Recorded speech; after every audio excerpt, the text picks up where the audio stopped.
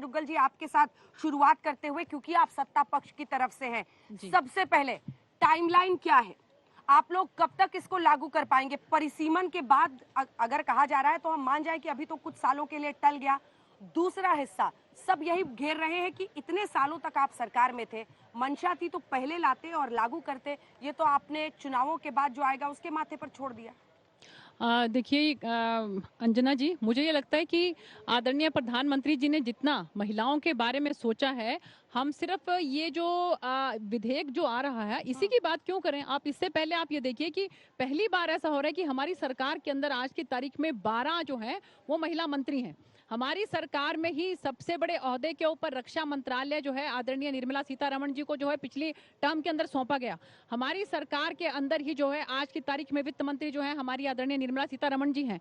और इसके अलावा भी आप देखिए कि जितना रिप्रेजेंटेशन जो है वो भारतीय जनता पार्टी की महिला सांसदों का है वो लोकसभा के अंदर और किसी का भी नहीं है। और इसीलिए आप देखिए कि धीरे धीरे जिस तरह से संख्या बढ़ रही है, आज की तारीख में 14% है, तो मुझे ये लगता है कि माननीय प्रधानमंत्री जी जिस तरह से इस बात के लिए जाने जाते हैं कि जो भी ऐसे काम है कि जो कभी किसी दल को छूने से भी डर लगता है, जैसे धारा 370 की बात करें, 3 तलाक की बात करें, हमारी जो मुसलमान जो महिलाएं हैं उनके लिए, तो जिसको छूने से भी जो है कोई दल डरते थे, घबराते थे, वो काम आज माननीय प्रधानमंत्री श्री नरेंद्र मोदी जी ने किया है। और ये विधेयक जो है आज पेश किया गया है यहाँ पर हमारी नई लोकसभा के अंदर, तो मैं आपके माध्यम से सभी महिलाओं को बहुत बहुत इस बात के लिए मुबारकबाद देना चाहती हूँ कि कितने सालों से एक जो पेंडिंग हमारा बिल था महिला रिजर्वेशन का, वो आज जो है नई लोकसभा के अंदर प्रस्तुत हुआ है। आज गणेश चतुर्थी है, मुझे लगता है कि बहुत ही शुभ समय में ये बिल पेश हुआ है और मुझे पूरी उम्मीद है कि ये सर्वसम्मति के साथ जो है इसका पास होना चाहिए, क्योंकि जो भी जितने भी दल हैं वो इसमें राजनीति तो बहुत करते हैं, लेकिन अभी उनके पास बहुत अच्छा मौका है कि जो हमारी सरकार ने ये पहल की है ये बिल्कुल लाने की, तो सबके सब सर्वसम्मति के साथ जो है इसको पास करें और अपना पक्ष रखें। आपने मेरे प्रश्न का तो जवाब ही नहीं दिया। ये सब तो हम लोग सुबह से बता ही रहे हैं जो आपने बताया, लेकिन प्रश्न मेरा ये है कि लागू कब से होगा, टाइमलाइन क्या है? देखिए अंजना जी, जैसा कि बताया गया है इसमें कि हमें, क्योंकि अभी सेंसस होना बाकी है, तो सेंसस से हमें ये पता लगेगा कि हमारी जो संख्या जो है हमारी लोकसभा के सांसदों की वो भी इसमें बढ़ सकती है। तो अगर उसमें बढ़ी हुई संख्या के अंदर अगर हमारी महिलाएं 33% रिजर्वेशन के साथ आएंगी तो उनकी संख्या और भी ज्यादा होगी। तो मुझे लगता है कि अगर ये इसके अंदर रखा और बाकी इसके ऊपर चर्चा होनी है, तो जो कल का समय है उसमें सभी अपना अपना पक्ष रख सकते हैं और इसके ऊपर अच्छे तरीके से सभी दल अपना अपना डिबेट रखें, अपनी अपनी चर्चा करें और उसके बाद जो मंथन होगा उसके बाद जो निकल कर आएगा, तो मुझे लगता है कि ये एक बहुत ही अच्छा बिल जो है इस तरह का, जिसका लॉन्ग अवेटेड जो बहुत समय से प्रतीक्षित था, वो जब आया है तो मुझे लगता है कि हमें इसका श्रेय माननीय प्रधानमंत्री जी को देना चाहिए। राजनीतिक पार्टियों की तरफ से यहाँ पर प्रतिनिधि हैं, 2 तो सांसद ही हैं, मलूक नागर जी पीएसपी की तरफ से, जेएमएम की तरफ से महुआ माझी जी, लेकिन सुप्रिया जी कांग्रेस पार्टी की तरफ से मैं आपकी प्रतिक्रिया जानना चाहती हूँ। 3 मुद्दों पर मेरा प्रश्न है। एक तो आपकी पार्टी का स्टैंड क्या है, और अगर ये अधिनियम आ रहा है तो देश के लिए, जनता के लिए आंख नाक कान आपको ऐसे वक्त पर बनना है कि क्या वाकई कुछ खामियां हैं जैसा कई पार्टियां कह रही हैं। तीसरा मुद्दा, अगर कल एक सार्थक बहस होती है तो क्या आप प्रतिबद्ध नहीं है कि एक सार्थक बहस करें और जनता को बताएं कि हाँ भाई ये लूपहोल आपको दिख रहा है? तीनों पर आपका जवाब। सुप्रिया जी, बहुत बहुत धन्यवाद। और वाकई ऐतिहासिक बात है। मैं दलगत राजनीति से ऊपर उठकर 10 सेकंड बात करना चाहती हूँ और फिर कांग्रेस का रिप्रेजेंटेटिव बन के बात करना चाहती हूँ।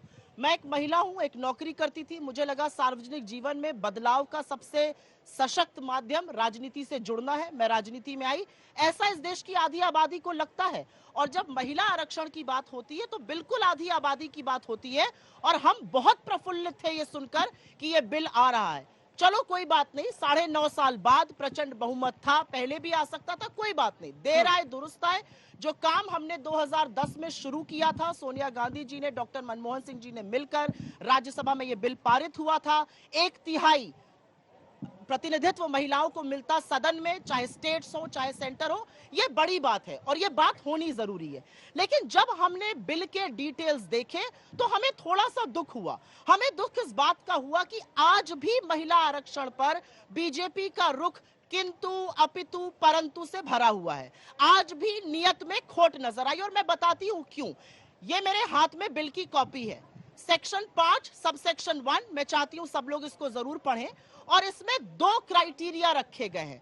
महिला आरक्षण होगा, अच्छी बात है, लेकिन महिला आरक्षण कब होगा जब परिसीमन हो जाएगा, जब डिलिमिटेशन ऑफ कंस्टिट्यूएंसीज हो जाएगा, और वो कब होगा? जब जनगणना हो जाएगी। तो सीधी सी बात यह है कि जो लोग ये सुनकर प्रफुल्लित थे और खुश थे, और उसमें से हम लोग भी थे, कि 24 में महिलाओं की ज्यादा भागीदारी आएगी, उनकी उम्मीदों पर पानी फेरने का काम हुआ है। 2029 से पहले जनगणना और परिसीमन एक साथ संभव नहीं होगा, और 29 तक ही शायद ये असलियत बन पाएगी। ये मैं सेक्शन 1 ऑफ द बिल से कोट कर रही हूं, सब सेक्शन 1 ऑफ सेक्शन 5। एक और चीज मैं यहां पर बोलना चाहती हूं कि सरकार हर काम राजनीतिक नफा नुकसान को देखकर करे, ये मुझे लगता है थोड़ा सा गलत है। ये महिलाओं की भागीदारी की बात थी। हम तो वो पार्टी हैं जिसने नींव रखी कि आज 30 लाख इलेक्टेड निर्वाचित सदस्यों में जो लोकल पंचायती राज बॉडीज में है, उसमें 10 लाख से ज्यादा महिलाएं हैं। ये राजीव गांधी जी की दूरदर्शिता थी, ये सोनिया जी और मनमोहन सिंह जी की इच्छा शक्ति थी कि जो बिल 96 से पेश होना शुरू हुआ था, वो अंततोगत्वा 2010 में पास हुआ। मुझे ऐसा लगता है, दलगत राजनीति में पढ़कर मैं बहस नहीं करना चाहती हूं, हमने स्वागत किया इस बिल का, लेकिन हमें दुख हुआ कि आज भी इसमें इतनी कंडीशंस है कि ये अगले 6 साल असलियत नहीं बनने वाला है। ये सुनकर मुझे दुख है, क्योंकि सबसेक्शन 1 मैंने बताया, सबसेक्शन 4 ये भी कहता है जब तक डिसोल्यूशन नहीं होगा हाउस का। तो अगर सेंसस हो जाता है 27 तक, अगर परिसीमन हो जाता है 27 तक, लेकिन डिसोल्यूशन अगर 2029 में होगा, तभी ये बिल संभव होगा। मुझे इस बात का दुख है कि महिलाओं को प्रश्न है, डीले को लेकर सुप्रिया जी आपके प्रश्न है। महिलाओं को आज के दिन, इतने बड़े दिन, जुमला नहीं देना चाहिए था। इस देश की आधी आबादी को ठगा नहीं महसूस सुनीता दुग्गल जी, आप इसका जवाब दीजिए, फिर महुआ जी आपके पास आ रही है। वो सीधा कह रही है कि आपने तो जुमला दे दिया है देश को।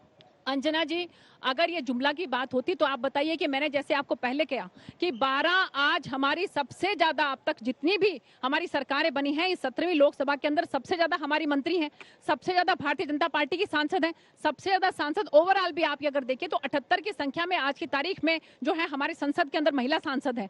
तो अगर इनको इतना लगता है तो देखिए, इन्होंने तो उत्तर प्रदेश के अंदर भी जो है वो नारा दिया था, और बहुत सी महिलाओं को जो है इन्होंने जो शायद वहां पर टिकट भी दी थी। लेकिन इसीलिए हम ये चाहते हैं कि ये सेंसस होने के बाद, जनसंख्या गणना के बाद, उसके बाद परिसीमन के बाद, जिसकी की पूरी उम्मीद है कि संख्या उसके अंदर बल बढ़ने वाला है, तो उसके बाद अगर इसमें जो है महिलाओं को आरक्षण मिलेगा तो मुझे लगता है कि उसका लाभ महिलाओं को ज्यादा मिलेगा। तो और इसमें जो भी अभी सुप्रिया जी आप मेरी बात को पूरा होने दें। मैं आपको ये बता रही हूँ कि आपके पास बड़ा अच्छा मौका है कि आप जो है चर्चा के अंदर इसके अंदर भागीदारी करें, पूरा पार्टिसिपेट करें। हम इस बिल के शिल्पकार हैं मैडम, मैं तो सिर्फ सवाल ही पूछ रही हूं। शिल्पकार जो है वो सबको मालूम है कि किस तरह के शिल्पकार हैं। अगर आप लोग शिल्पकार होते तो आप लोगों के पास 60 साल तक आप लोगों के पास सत्ता थी। कब आप 96 के अंदर शुरू हुए थे, लेकिन आपने सत्ता रहने तक इस बिल को तहस नहस करके रख दिया, कुछ इस बिल के अंदर नहीं किया। हमारी सरकार ने पहले भी शब्दों का चयन अगर महिला आरक्षण पर ठीक से करिएगा तो मैं आपका साधुवाद करूंगी। नहीं, मैं बिल्कुल हमने ये बिल पारित कराया था, तहस नहस जैसे शब्दों का प्रयोग मत कीजिए। इसी के ऊपर तो डिस्कशन हो रहा है कि पार्लियामेंट के अंदर इसी की बात के ऊपर तो डिस्कशन हुई ना, कि जब ये राज्यसभा के अंदर पास हुआ था तो लोकसभा के अंदर क्यों नहीं पास हुआ। तो ये कहां कमी रही, किसकी कमी रही। और आज वो सभी पार्टियां आपके साथ हैं जो कैसे जो आपने अपनी मुखारविंद से कैसे शब्द महिलाओं के लिए इस्तेमाल करते हैं। उनको अगर इतनी तकलीफ ओबीसी की जो हमारी महिलाओं के लिए उनको तकलीफ अगर इतनी है तो क्यों वो अपनी जो पुत्र वधुएं हैं उनको बनाते हैं सांसद, अपनी बेटियों को सांसद बनाते हैं। तो क्यों नहीं वो किसी गरीब, किसी ऐसी महिला को सांसद बनाते हैं जो ओबीसी जो है वहां से कैटेगरी से बिलोंग करती है। तो वो सारे आप लोगों के साथ हैं आज, आप लोगों के जो INDI अलायंस के अंदर। तो आप देख लीजिएगा कि किस तरह का उनका बर्ताव है। और उनके अभी आज की सरकार के अंदर, आज भी बिहार की सरकार के अंदर जो एक मंत्री हैं वो किस तरह के इस्तेमाल करते हैं महिलाओं के लिए। ये कहते हैं कि ये जो पर कटी हुई महिलाएं हैं अब तो ये संसद के अंदर आने लगेंगी, ऐसे जो है वो इस्तेमाल करते हैं वो लोग शब्द महिलाओं के लिए। तो आप समझ सकते हैं कि वो इनके अलायंस में है, तो इनके लिए तो जो है ये अपने आप। शरद यादव जी ने कहा था, परकटी महिलाओं वाला बयान शरद यादव का था। छोटा सा, फिर महुआ जी से की बात होगी। आपके ऐसे बहुत सारे लीडर हैं जिनको आज अपने ट्वीट और फेसबुक पोस्ट डिलीट करने पड़ रहे हैं क्योंकि उन्होंने पुरजोर विरोध किया था महिला आरक्षण बिल का। तो मेरा मुंह मत खुलवाइए। प्रहलाद पटेल से तेजस्वी सूर्या, अमित मालविया, तमाम आपके ऐसे मंत्रीगण हैं। और एक बात मैं और कहूंगी, पंकजा मुंडे, पूनम महाजन, कल्याण सिंह की पुत्रवधू, सब आप ही की पार्टी की सांसद हैं। और अंत में एक बात याद रखिएगा, हम ओरिजिनल शिल्पकार हैं इस बिल के। हम चाहते, अगर आप चाहते तो आप राज्यसभा के बिल को पारित करते लोकसभा में और 24 में महिलाओं की भागीदारी होती। ये झुंझुना जो आपने दिया है कि अब 29 तक परिसीमन और जनगणना के बाद होगा, महिलाएं ठगा महसूस कर रही हैं। आपको इवेंट करना था, आपने कर लिया।